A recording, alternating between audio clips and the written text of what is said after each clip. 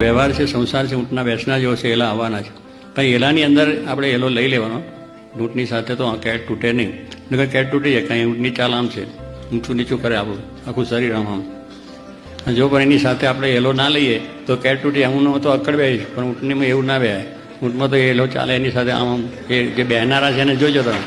એ ઊંટો બેહ્યા છે ને તો એલા સાથે એલો લે છે, એટલે એમાં ઘઉં પછી ઘઉં બેસી જાય ને. કે આપણે તો એક અડધો ઘઉં છે ને કેટ તૂટી જાય. અને આપણે એલો લેતા આવડે નહીં. બે મારા સત્સંગમાં એલા લેવાની શીખવું જોઈએ. કે આવું બધું આવે તો પણ ભગવાનને સંત છે એ આપણી રક્ષામાં છે અને આપણી રક્ષા હંમેશા કરવાના છે. માટે આપણે એવો દ્રઢ આશરો રાખી અને આપણું કામ કરવાનું છે. મહારાજની દયાથી આ બધું છે. આ ભગવાનના કામમાં વિઘ્ન નથી આવતું. જો ને આ મંદિર છે આપણે કર્યું, હવે એ તો ભગવાનનું કામ છે ને, તો એમાં એલા આવે છે. આયા કે ના આયા મહેન્દ્રભાઈ? જો આ બેઠા કેટલા એલા આયા છે. ભગવાન સર્વ કરતા છે, એમાં કલ્યાણ આપણું. ભગવાન સર્વ કરતા છે. જે થાય છે ભગવાનની ઈચ્છાથી જ થાય છે, ભગવાનની મરજીથી જ થાય છે, એમ સમજીને આપણે ચાલો. પણ આમ કેમ થયું, આમ કેમ થયું, એવો કોઈ સંશય કરવો નહીં.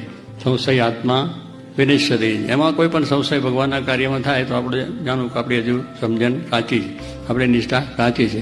એમાં તો જવું છે, જે થયું બહુ સારું થયું, એમાં આનંદ જ રહેવો જોઈએ.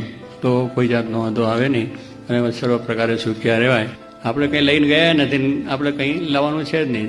જન્મ્યા પહેલાં જગત નહોતું, મુઆ પછી. એટલે આ જો જ્ઞાન, આ સમજણ, આ નિષ્ઠા આ બધું હોય તો આપણી બધી પરિસ્થિતિઓની અંદર ગમે તેટલી મુશ્કેલીઓની અંદર પણ એક મતિ રહે, એક બુદ્ધિ રહે, એક વિચાર રહે કે ભગવાન જ સર્વ કરતા છે, એના થકી જ કલ્યાણ છે.